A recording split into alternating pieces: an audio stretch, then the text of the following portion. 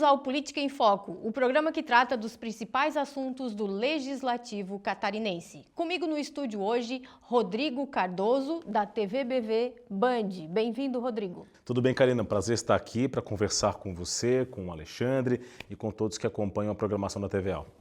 E Alexandre Gonçalves, do Informe Blumenau. Bem-vindo. Obrigado, Karina. É uma satisfação te reencontrar, encontrar também o Rodrigo e reencontrar os nossos telespectadores. Vamos bater um bom papo hoje. Na pauta de hoje, o terceiro seminário regional sobre autismo que aconteceu em Lages.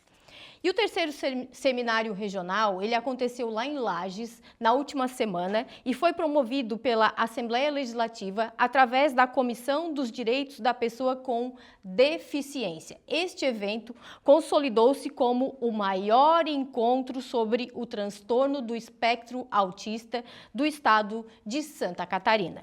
Aqui a questão é ampliar o conhecimento e fomentar a inclusão social de pessoas com autismo. E aqui também se fala neste seminário na formação de uma rede de apoio mais efetiva para essas pessoas. Vamos começar então por essa rede de apoio que é tão necessária, né, Rodrigo? Bom, Karina, eu acho fundamental, não é? Porque tão importante quanto a gente atender as pessoas que têm autismo, não, Alexandre? Tão importante quanto você dar esse suporte, dar esse acompanhamento para as pessoas que têm o transtorno, é, para mim, tão significativo estender essa rede de proteção aos familiares, aos pais, porque são eles que lidam com as diversas nuances, com as diversas situações que envolvem o transtorno do espectro autista no dia a dia. Então, muitos pais precisam de ajuda, não apenas para saber como fazer, como proceder, como lidar com a situação, mas também para suas próprias angústias internas. Mas aqui entra também a questão da informação, né? Tão importante um pai estar informado sobre o que está se passando com seu filho. Pois é, Karina. Então, pegando esse gancho da informação, esse é um assunto que é muito caro para mim. Essa é uma realidade que eu vivo já há 9 anos com meu menino de 14 anos, também estamos fazendo uma investigação com minha menina de 10 anos. E o principal problema nisso tudo é a falta de informação. Então, eu sou jornalista, eu procuro me informar, eu tenho uma condição social um pouco melhor, eu tenho uma estrutura pessoal um pouco melhor, mas eu sempre me coloco no lugar daquelas pessoas mais vulneráveis, que não têm acesso ao aprendizado, à educação. E isso, a informação é um elemento básico para a conquista, para a busca dos direitos mais básicos que podem. Então, quando a Assembleia Legislativa promove um seminário e dá visibilidade para esse tema, ela cumpre um papel fundamental. O parlamento faz isso. Então, é importante, se nós estamos aqui discutindo esse assunto, nesse canhão que é a TVA, é porque a Assembleia se propôs a fazer isso. E quanto mais discussões, quanto mais debate, quanto mais informações, são as armas muito importantes. A questão da rede de apoio, é isso que o Rodrigo falou, é fundamental, porque as famílias ficam muito fragilizadas com as dificuldades. Elas variam muito, mas elas são muito grandes. E há também, na sociedade ainda, uma dificuldade de se entender. Há na sociedade, no ponto de vista no geral, uma dificuldade de ter empatia com essas famílias. Mas aí os pais procuram ajuda também em associações, acho que como acho que AMA é uma das associações também que existem, elas atendem a essa necessidade também dos pais? Sim, tem algumas associações que atendem, mas é muito incipiente. Tem a APAI, que faz um trabalho sempre bom na maioria das cidades, e aí depende, cidade para cidade, tem uma ou outra entidade. Mas aí é preciso que o poder público seja o animador, né? Porque parecem iniciativas muito bem-vindas, porém isoladas. E falta o poder público, na minha opinião, como animador desse processo e coordenador para que ele tenha uma rede muito maior. Porque rede de apoio significa profissionais dando apoio. E quem é que vai bancar esses profissionais? Mas muitas vezes, quando se trata de inclusão, o poder público ele não consegue abraçar tudo, né? Nós temos o exemplo da APAI. A APAE é de fundamental importância, né? Quantos anos a APAE está aí prestando um serviço de fundamental importância? E eu lembro que foi feita a lei das APAEs para destinar, acho que é 1%, né, do fundo do Estado para todas as APAEs de Santa Catarina, o que fortaleceu. Aí o poder público foi o animador deste processo, ele não assumiu o processo, mas ele foi um animador. Ele fomentou as entidades que fazem o trabalho, Exatamente. que têm o know-how e a expertise necessárias. Exatamente. Mas falta muito isso que o Alexandre falou, de uma rede de saúde mais adequada, profissionais voltados para isso, professores de apoio nas escolas também. O autismo é algo novo? Não, o autismo não é novo, mas a gente percebe, e eu acho que isso ainda precisa ter um estudo mais aprofundado, o número cada vez é um crescimento geométrico, sabe? É uma coisa que a gente vê ano após ano. Por quê também? Porque a demanda por laudos aumentou. Então a gente também percebe os municípios se estruturando para fazer essa avaliação. E essa demanda do laudo, ela gera um outro impacto, né? Que são os direitos que se tem a partir desse laudo. Uma criança com autismo, ela tem alguns cuidados especiais que o Estado deveria gerir, mas que ele não consegue gerir. Então a gente percebe a questão dos profissionais médicos, por exemplo, para ficar no topo da cadeia. É muito difícil psiquiatra infantil, é muito difícil neuropediatra na rede pública. São artigos de luxo. Então, essa é a informação também que falta, no sentido de que as pessoas não têm acesso nem a quem vai dizer, por exemplo, eu tenho um filho ou um sobrinho, alguém que está precisando deste apoio. Normalmente, como é que funciona para se conseguir um laudo? Qual é a porta para se conseguir um laudo? Escola. A maioria das escolas, vou pegar por Blumenau, o que acontece? Quando tem essa demanda, se há a família não procedeu essa pesquisa, essa investigação, a escola faz um documento que se encaminha para a avaliação das estruturas competentes. Mas essa é uma avaliação que dura, no mínimo, um ano. E aí, como que a escola trata essa criança nesse intervalo? Não trata, porque essa criança, em tese, não tem esse direito. Então, porque o laudo é o como fundamento. Como o diagnóstico não saiu ainda, você acaba não incluindo ela nessas políticas mais voltadas, específicas. É isso aí. Por exemplo, o laudo, meu filho está com ele há 4 anos e meio, um laudo. Mas antes disso, era um mal criado, era o guri que não tinha educação, era o guri que o pai não dava o limite, era o guri que a família não era muito permissiva. Então, a gente percebia isso nos olhares de toda a estrutura e nos olhares das famílias. E o laudo, ele acaba nos garantindo uma segurança pessoal, inclusive, do ponto de vista até da gente dizer assim, a gente não é essas pessoas que vocês ficam olhando. A importância é tão grande porque ela evita ou pode ajudar a evitar muitas das situações que são erroneamente interpretadas no dia a dia do estudo do aluno, que são exatamente isso que o Alexandre falou. Olha, a pessoa precisa de um laudo para que esses pré-julgamentos que acontecem e causam tanto dano, não só para o aluno, mas também para os pais, para as famílias, quanto mais cedo ele vier, mais cedo você consegue dotar as famílias de um certo empoderamento para enfrentar isso e dizer, não, meu filho tem essa situação aqui, eu preciso que vocês olhem para ele de outro jeito. Só que tem que ser um pouco mais ágil esse processo. Aí, muda alguma coisa? Não muda a escola estar encaminhando e dizendo que é uma certa urgência? Não, mesmo assim não, porque a demanda é aquela coisa. Blumenau, se eu não me engano, tem 60 e poucas escolas. São 60 e poucas escolas demandando um só serviço. Então teria que ter uma estrutura só para isso. Só para isso, mesmo assim eu também fico com o pé atrás quando se fala de estruturas. Vamos, né, com alguns municípios, você estava falando aqui nos bastidores, Criciúma, Balneário Camboriú criou uma estrutura grande. Agora, não adianta se criar um centro se não há uma estrutura na rede para atender essas pessoas. Então, muitas vezes tu consegue um atendimento com um neuro, com um psiquiatra, mas tu não tem o terapeuta ocupacional, tu não tem o psicólogo, tu não tem o fonoaudiólogo. Né? Então, isso é uma dificuldade grande É uma equipe. da estrutura. É uma rede grande. E não se tem isso. Então, você fica à mercê do que pode, do que não pode, do que você consegue os teus limites fazer. Mas agora, o que acontece do ponto de vista da educação? No momento que tu tem um laudo, tu garante um professor de apoio, um segundo professor. Mas mesmo assim, garante entre aspas. Porque também esse é outro problema. Então a gente tem problema na área de saúde, a gente tem problema na área de educação, porque a cada ano, a maioria isso vale para o Estado e vale para o município em Blumenau, a maioria dos professores de educação especiais são ACTs. E o que acontece? Todo ano a ACT renova contrato. Então, teria que ser concursado? Nesses 5 anos, meu filho nunca começou com o mesmo professor.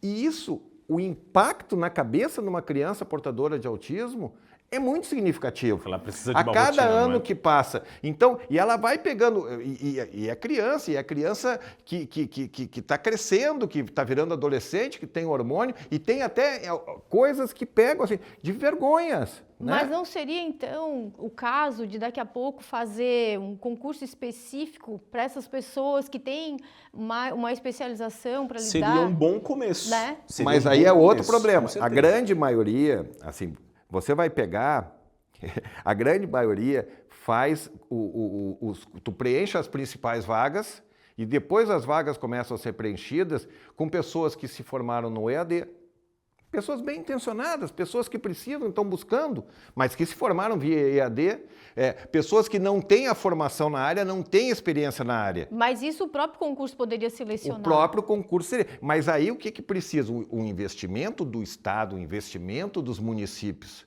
nessa demanda. Porque Então, o debate feito nesse seminário, pelo que eu entendi, é um debate exatamente assim, amplo. Por que a Assembleia está realizando isso? É o terceiro seminário, esse que aconteceu em Lages, né? Aconteceu um em Tubarão, um em Criciúma já, e outros vão acontecer porque é uma continuidade. E por que está acontecendo isso hoje? Porque o número de casos está crescendo exponencialmente. Certo? Então, se viu a necessidade de realmente fazer esse tipo de seminário para que isso seja ampliado, para que os profissionais que lidam com essas crianças estejam preparados para buscar experiências como essa que tu estás vivendo, para tentar ampliar. E eu acho que isso é muito válido. E essa questão que tu estás colocando, eu acho que é uma lebre que se levanta aqui muito importante, né, pela tua vivência. Para você ver como a situação ela demanda realmente uma ação coordenada e bem definida por parte do gestor público, seja ele em quaisquer das esferas. Recentemente eu tive a oportunidade de conversar com uma família e que tem uma condição muito parecida com a família do Alexandre. Os 2 filhos são autistas. Os 2 filhos têm o nível 1 do autismo. E a mãe dos meninos, ela chegou ao ponto de a tamanha era a ausência dessa rede de apoio, seja nas escolas, seja no dia a dia, ela, por ser psicóloga, acabou criando ela mesma um espaço voltado para o atendimento de crianças com autismo. Tamanho era esse gap que a sociedade tem dessa dificuldade de dotar de profissionais qualificados, de uma rede organizada, de saber aonde procurar, de dar a informação correta. Ela precisou procurar tomar iniciativa por causa dessa ausência de uma política coordenada mesmo. Hiato que tem. Desse ato que existe entre os pais e as pessoas com autismo e o setor público e a política pública. Isso precisa mudar e debater o assunto, como o Alexandre disse, eu concordo plenamente, é função mistério da Assembleia Legislativa e muito bem-vinda, porque você, de fato, joga a luz sobre esse tema e ouvindo, e aí é a parte mais importante, ouvindo aquelas pessoas que estão no dia a dia. Isso é muito importante. E, Karina, uma coisa importante que as pessoas entendam, nenhum autista é igual ao outro. Cada um tem sua característica, sua peculiaridade. Então, é muito maluco. Então, quando a gente percebe, e como eu acabo, era um universo que eu não conhecia. Por que um é diferente de outro? Porque são níveis diferentes de autismo. Então, quando tu chega numa estrutura, por exemplo, na escola dos meus filhos, tu vê crianças com autismo mais severo, com outras comorbidades, como Down, com déficit mais severo, tu percebe ali. Por outro lado, tu percebe outras crianças, que nem o meu menino, que num primeiro momento tu não identifica, né, como autista. À medida que ele vai crescendo, as coisas estão ficando mais claras. Então há uma diferença enorme. Então tem autista que fica nervoso com barulho, tem autista que se agita com barulho. Então tem uma série de questões, e cada um é uma realidade. E tem outros que não. E tem outros que não. E aí precisa a estrutura do município. Como é que vai dar conta? O município, esses concursos. Não, tem que fazer concurso nos municípios. Também no estado, mas tem que fazer nos municípios.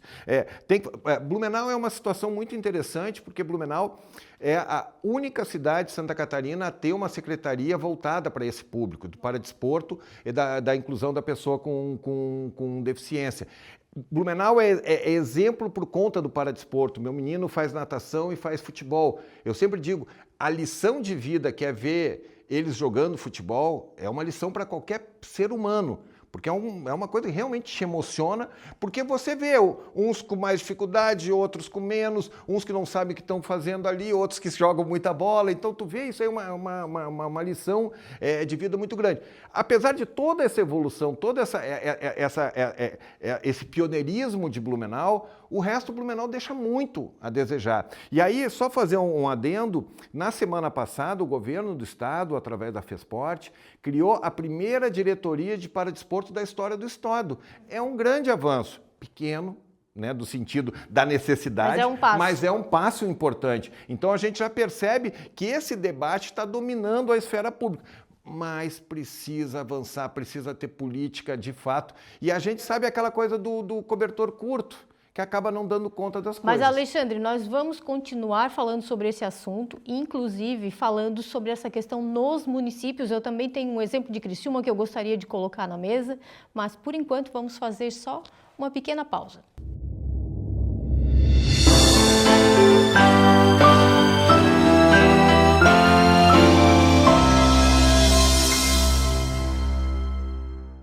Voltamos com Política em Foco. Hoje estamos falando sobre o seminário sobre autismo que aconteceu em Lages, Santa Catarina, promovido pela Assembleia Legislativa. Comigo no estúdio, Rodrigo Cardoso e Alexandre Gonçalves. Nós estávamos conversando, o Alexandre estava colocando no outro bloco a necessidade também de se levar para os municípios essa questão do autismo. Eu tenho um exemplo de Criciúma, que o prefeito que venceu a eleição no ano passado abraçou essa causa e ele tem lá um projeto para fazer um centro multiprofissional de atendimento ao autista. A ideia é atender as crianças da rede municipal no contraturno com uma equipe multidisciplinar que possa prestar este serviço para as crianças e também os pais, que eu acho que é um ponto bem interessante que nós já abordamos aqui e que também merece atenção, né, os pais. Na tua opinião, Alexandre, essa questão de levar para o município e criar um centro lá específico para isso, pode melhorar essa situação? Deixando claro que a vida das pessoas está no município. Então é lá que tem que se resolver, não tem outro jeito. Esse foi um tema que dominou muitas campanhas municipais, muitas campanhas eleitorais. Blumenau também foi pauta e também o prefeito Egídio Ferrari, que ganhou também a cena com a construção. Em meados do ano passado, inclusive, veio a ex-primeira-dama, Michele, veio para a inauguração de um centro em Balneário Camboriú, que diz a lenda que é um modelo, uma referência, mas ele ainda é muito novo. O que eu entendo, e eu falo muito isso, que não basta construir estruturas físicas, tem que construir modelo disso. E modelo passa por quê? Profissional médico, profissional de educação, profissional de apoio. É isso que o prefeito propõe lá. E isso precisa... Inclusive terapias, ele falou em ecoterapia, isso também ajuda? Não, qualquer terapia diferente ajuda. Quem consegue se experimentar com a ecoterapia tem resultados muito positivos, mas é mínima a parcela de pessoas que consegue fazer isso, até porque isso exige uma outra dinâmica, existe que tu tem um investimento que tu vá... Ele tem esse planejamento e ele pretende inaugurar no final desse ano, inclusive ele já tem o prédio que ele está... O que eu sempre digo assim, tem que ver a vida real, se funcionar, esse é o sonho. Eu acredito que isso é o sonho de Mas qualquer esse família. é para a rede municipal, por enquanto. Né? Mas- Começa com a rede municipal. Porque, olha, em Criciúma, nós temos lá 1.235 crianças da rede municipal que precisam de algum atendimento especial. Dessas, 58% são autistas. Então, veja bem, é um número muito significativo de autismo e de como os casos crescem, né? Eles crescem muito. É como anteriormente tu estavas comentando, precisava fazer uma pesquisa mais aprofundada, né? Por que isso está acontecendo? O que O poderia... IBGE recentemente divulgou, né, o primeiro censo da população autista, não é? Com o mínimo, primeira vez que se joga uma luz do ponto de vista demográfico, de censo mesmo, sobre a população com o transtorno. Saíram todos os dados de Santa Catarina, de todos os estados do país também, e para primeiramente saber o quantitativo, né, Alexandre? De quantas básico pessoas nós temos. Para tu saber o tamanho do teu problema e de como é que tu vai resolver, quantos profissionais que tu vai fazer. Claro, e aí depois é importante que Criciúma faça sua iniciativa, Balneário Camboriú faça iniciativa, demais municípios também o façam, mas é preciso uma ação mais coordenada. É preciso uma ação mais coordenada, uma política mais macro, para que os municípios saibam o norte e as ações sejam coordenadas de maneira a que o resultado seja mais ou menos semelhante em todos os municípios. Mais ou Senão menos um protocolo. Pulam aqui, pulam aqui, pulam aqui, pulam aqui, nas situações não se convergem. Poderia talvez preciso algo mais... o Estado fazer um protocolo. Exatamente, é aí que eu e aí digo. os municípios cumprem esse protocolo, É talvez. aí que eu digo que entra o Estado como animador do processo. Mas se bobear, a gente tem alguns municípios que estão numa situação muito mais avançada que o próprio Estado. Mas aí pode esse projeto, se o Estado entender como bem-sucedido, ele pode ser, não vou dizer, pode até usar o termo, ele pode ser adotado como uma ferramenta que pode ser, olha gente, lá está funcionando. Se vocês quiserem fazer algo semelhante, podem começar por ali. Esse modelo deu certo. Eu defendo que o atendimento, como é o atendimento, tem que ser nos municípios. Assim, eu acho que o governo tem que funcionar como animador. Cada município sabe a sua peculiaridade. Mas aí, é o que eu digo, a contratação dos médicos, dos profissionais, da estrutura, é tudo gestão municipal e é de dinheiro. É na ponta, então, se a gente pegar, por exemplo, o Vale do Itajaí, que é uma das maiores regiões em população de Santa Catarina, não tem um hospital regional, como é que a gente vai esperar que vai ter um centro de atendimento para essas crianças que vai atender toda a região? É utópico, isso não vai acontecer. Então, o investimento tem que ser nos municípios e talvez seja um papel importante do governo, ou regional, da Assembleia, talvez, em das cada voltadas região um municípios centro de desse. recursos. e também de fazer campanhas de informação, fazer campanhas de divulgação, porque esse é um assunto que ainda tem muito tabu. E as pessoas precisam também entender a dificuldade das famílias que elas passam, né? Entender que muitas vezes aquele comportamento inadequado em sala de aula, ele não é um comportamento porque a criança é mal educada e é birrenta, não, porque ela tem uma dificuldade neurológica, né? Então as pessoas têm que ter uma empatia nesse sentido. Vamos voltar à questão da escola. Como é hoje? Pelo que eu levantei de informação, a criança ela tem um laudo. Sim. Aí uma equipe multidisciplinar vai fazer a avaliação se essa criança precisa de um monitor escolar. Se tem um laudo, não precisa mais nada. Auxiliar de serviços educacionais. Foi isso que me passaram, que tem 2 tipos de pessoas que atendem na sala a essa questão. E aí a equipe multidisciplinar, ela vai definir se aquela criança consegue ser atendida por um monitor ou se ela precisa de um auxiliar que ele é mais especializado no assunto. Só que o professor, isso foi o que eu entendi, o professor, ele é o responsável pela turma como um todo. Então, se alguém que tem o transtorno do espectro autista precisa de uma atenção diferenciada, de um planejamento diferente, fica tudo para o professor, que também, né, dependendo do número de alunos que tem na sala, até da idade, convenhamos que não é fácil para ele. Ele também precisa desse apoio. E lembrando, nem todos estão preparados devidamente para isso. Exatamente. Ele também precisa desse preparo, desse conhecimento, que chegue esse conhecimento até ele para que ele possa, dentro desse ambiente tão diverso, de alunos que não precisam, com alunos que precisam, ele fazer a melhor gestão da turma. Mas isso também precisa ter o investimento necessário na qualidade desse profissional. Eu vou falar por Blumenau, na rede pública municipal, que é uma rede é importante. Lá não tem, professor, os professores regentes ou os professores da disciplina e o professor de apoio. Em tese, pela legislação, cada aluno tem direito a um professor de apoio, cada aluno com laudo. Mas essa é uma realidade que não acontece. Então, o que a gente percebe? Que um professor, ele acaba atendendo 2 ou 3 alunos. A escola faz uns bem bolados ali para atender. Porque tem crianças que têm mais dificuldade, tem outras crianças que não têm, né? Então, tem um menino lá que estuda com o meu menino, ele não tem as pernas, não tem os braços, mas ele é um menino mega inteligente, ele tem uma autonomia, só não tem autonomia física. Sim. Então, ele não precisa ter uma pessoa full time ali com ele, mas tem quando precisar levar para um banheiro, para uma situação assim. Então, só estou editando um exemplo. Então, há alguns casos, mas eu insisto a questão da formação. A boa parte desses professores são professores aposentados, que acabam complementando a renda. São pessoas que não estão formadas ainda. Na primeira leva, tu preenche com pessoas formadas. Mas na medida que tu vai chamando, só para ter uma ideia, o meu filho, nesse ano, está no 4º professor de apoio. 4º.